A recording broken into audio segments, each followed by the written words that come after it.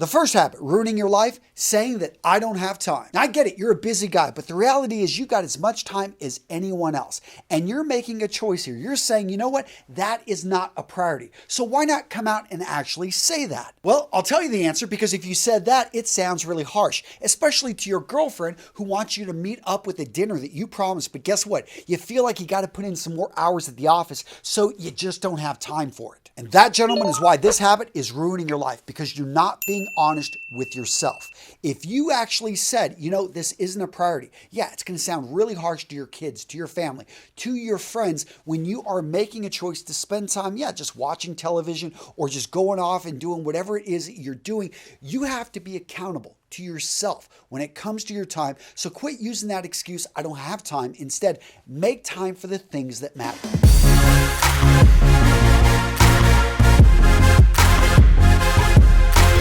Next everyday habit that's destroying your life, you blame other people for all of your problems. And I get it, bad things happen to good people. You were doing great at your job and unexpectedly you got fired because there were layoffs. They cut off that part of the company. The weather, you couldn't do anything about that snowstorm that came in and you ended up wrecking your vehicle. Yes, a lot of that is out of your control, but your reaction, what you do next, is in your control. And here's the thing, whenever you give up control, you say it's not my fault, you blame others, you give up the ability to make the change, to be able to go in the direction you want to. And that's what I want to stress, gentlemen. It's not about what happens to you, it's about how do you react to that situation, because we all go through some tough times, and some of you guys, are going through tougher times than what you expected. But it's going to be how you emerge out of this. Are you going to be a diamond that's been hardened by that heat and pressure, or are you just going to be a piece of coal that's going to disappear? I think you've got what it takes. And a big part of this, guys, is how you deal with the situation, how you roll with the punches and come back stronger. Now, this next habit is one I think a lot of us have fallen into. I know I did, and that is having leisurely, laid-back mornings. Now, in my situation, the habit that changed everything is our gym shut down. So all of a sudden, I had this extra hour, and instead of exercising at home, because I don't have a home gym, I'm like, you know what? I'm just going to answer emails in the morning, get a little bit ahead. The problem is, it's not the best use of my time, and all of a sudden, I started getting dragged into my company very early and started finding myself micromanaging a lot of the projects before that I kind of let other people in my team manage. To deal with this, I had to rein in that leisurely morning and define what it means to win the morning. For me, it's eating a high protein breakfast. So 5 eggs, start the day with that. All of a sudden, I'm jumping in the shower, shaving, get ready for the day. Within 30 to 45 minutes, all of a sudden, I've got things lined up. I'm ready to go, and I'm coming in here to the office. Now, is my morning routine now perfect? Of course not. It's a work in progress. And that's what I've learned reading all these productivity books. It's about taking steps in the right direction. That 1% improvement every day that over time compounds on each other and has a huge change over the period of a year. And in case you're wondering, some of the books I used to research today's video, we've got Switch by Chip and Dan Heath. Next up, we've got Make Time by Knapp and Zaratsky. Then we've got The Power of Habit by Charles Duhigg. And then we've got Atomic Habits by James Clear. Now that's a lot of information, and getting back to that first habit, how do you make it a priority? How can you find the time to actually read through books with everything you got going on? Well, the answer is the sponsor of today's video, Blinkist. Guys, what I love about Blinkist is they make it easy for you to be able to grab everything you need from all the books I just showed you in less than 15 minutes. Gents, over at Blinkist, they've got over 3,000 books, nonfiction. If you want to learn anything, they've got you covered over at Blinkist. Now, the way it works is they take the most important information and they distill it down into a quick summary. So this is something that you can go through and read very quickly and get the main points, or it's something you can listen to the audio, which they just read it to you. A Blink I'm going to highly recommend, Make Time. I got the book a couple years ago, read it, loved it, but the Blink, I absolutely love how they kept the most essential parts. Another Blink I absolutely loved, The Courage to be Disliked. If you've never heard of this book, you've never checked it out, you want to grab this one. It is very interesting, and that's what I love about this. You don't have to invest a whole lot of time, a whole lot of money. All of a sudden, you're just able to come in here and get a really good summary of what this thing's about. And if you want to go deeper, then they have that opportunity. And what I mean by going deeper are the full-length audiobooks. Premium subscribers, they get special member pricing up to 65% off the regular retail price of the audiobook. Gents, Blinkist has over 12 million users. I use Blinkist because it's great to be able to get those summaries, to be able to learn on the go, and all of a sudden be able to get the right knowledge at the right time. Oh, and Blinkist has a new feature called Shortcasts. Basically, Blinkist has teamed up with popular podcast creators to blink those for you too, so that you can get to the heart of the podcast episode. Now, gents, I'm linking to Blinkist down in the description of today's video. You want to use that link because if you use it, you're going to get free access, unlimited access for an entire week to see what it's all about. Now, the 7-day trial is completely free and you can cancel anytime during that period. That being said, if you decide to go for the full membership, when you use that link, you're going to get 25% off. Again, I'm linking to them down in the description, Blinkist.com/RMRS. And remember, the first 100 people to use that link are going to get unlimited access for a week to try it out. Now, this next everyday habit that's killing your success, this one's going to sound bad, but you're listening too much to the people you love. And this is what I mean. So it's cold outside. Yeah, it's 0 degrees and it's windy, it's dark. And my wife says, do not go out and run. You don't need to do this. Just stay in. We're going to watch a movie.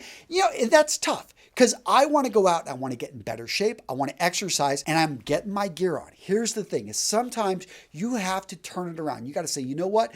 They just don't understand what my goals are. I love my wife. I love my kids, but they have different priorities. And it's not that they're against me. It's just they're more for themselves. My wife wants me around because she knows that I'm going to make the popcorn for the kids, that the kids are going to jump on me, not jump on her. She'll be able to watch the movie. I get it. We're really the angle she's going for. Point being, though, is you've got to stick to your guns. And I find that I have fun with this. I just simply tell my wife, oh, it's beautiful outside. It's only 5 degrees below zero with that wind chill. So I'm going to go out and have a great run. And I throw my stuff on, put on my vest, it's a little bit bright, and I go out there for the run. So you've got to make sure that, hey, you love the people that you're around, but at the same time, you got to take it with a grain of salt and realize I've got to do what I need to do for myself. And speaking of TV, that's the next habit. TV, YouTube, computer screens, you know what I'm talking about. We default to this. We don't like being bored. Here's the thing. It's okay to be bored. And what's even better is to make commitments to others about places you want to go. I know for me,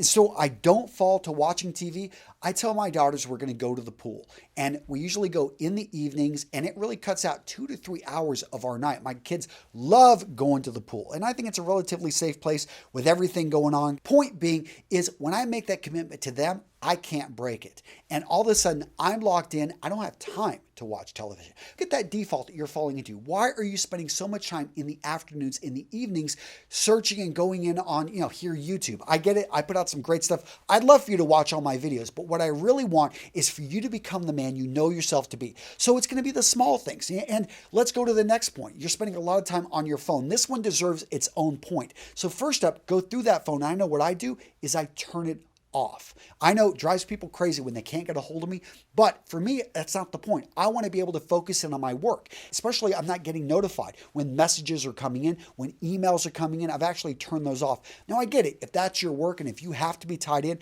but I think for a lot of us, we just leave these things on and those notifications, those messages, other people, especially those algorithms, Facebook, they're just coming in and they are ruining your day, ruining your ability to stay focused and concentrated. Now this next point I alluded to earlier when I talked about the running, and that is that so many people don't want to get uncomfortable. I get it. You want to sit on the couch. You want to relax. You've had a tough day. But actually, if you learn to embrace the suck, and this is something I picked up in the military, and I know many of you guys have learned, hey, if I actually learn to enjoy putting myself in these somewhat uncomfortable situations, all of a sudden, I can set myself apart from the crowd. I can find, yes, it's freezing outside, -5. That's not fun to run in, but I get the right equipment, have my mittens, have my hat, get my neck gaiter, have 2 layers of clothing, and all of a sudden, it's very tolerable. In fact, it starts to feel good once you get started, and that is the next thing. The next point here is to get started. Procrastination. This is a daily habit that so many of us fall into. You just got to take that first step. I know for me, flossing my teeth, I don't like it. But my dentist says, hey, every tooth you don't floss, you're going to lose over time. So make sure to floss them. I want to keep my teeth. And what my dentist recommended is starting off with 1 tooth. Because here's the thing. When you floss 1 tooth, it's very easy then to go to the next one. It's the same thing with doing a push-up, doing a pull-up. Do 1. You don't have to do in a crazy amount. When it comes to reading a book in the morning, you don't have to read the entire book. read 1 page, read for 1 minute. Set the bar really low whenever you're just wanting to get started with something. It shouldn't take more than 2 minutes for that initial getting into that habit. But if you do that and you get started, you're going to oftentimes find that you're going to follow through and you're going to do everything that you need to. Now, this next everyday habit that can kill your success, isolation. And I fell into this one a bit this year because I think we all did. We just couldn't travel as much. Conferences were canceled. I used to go to a conference almost every month. I loved meeting and engaging with new people, following up, getting to know them. And I didn't do that much this last year.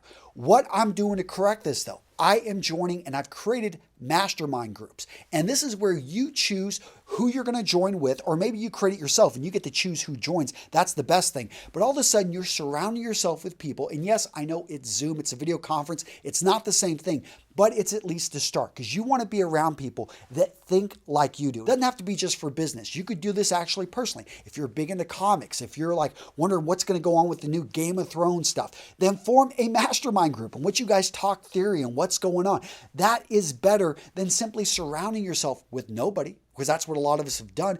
And here's what happens to your brain in isolation. It shrinks. All of a sudden, you're not bouncing ideas off other people, hearing things that you wouldn't have heard, having new ideas introduced. Find and be selective about the people that you have in this mastermind. But make sure that you do something like that, because if you don't have a circle of friends, of people that with a similar interest that are exposing you to maybe some other things, then your brain is getting smaller, gents, and we don't want that to happen. The next bad habit that's ruining your life, and this one is getting worse and worse. I don't see it getting better. So you've got to learn to control it and to cut it off.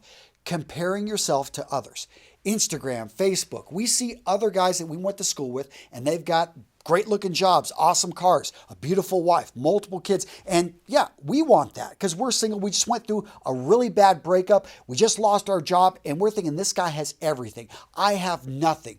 I am obviously a loser. If you're doing that, if your happiness is based off of the comparison of others, gents, you are never going to be happy, because what you don't see is that this guy's considered suicide. This guy is not very happy, that his wife is controlling him, that he just feels he wants to get out of this relationship, that he feels like his kids aren't even connecting with him, that he's working a job that he hates.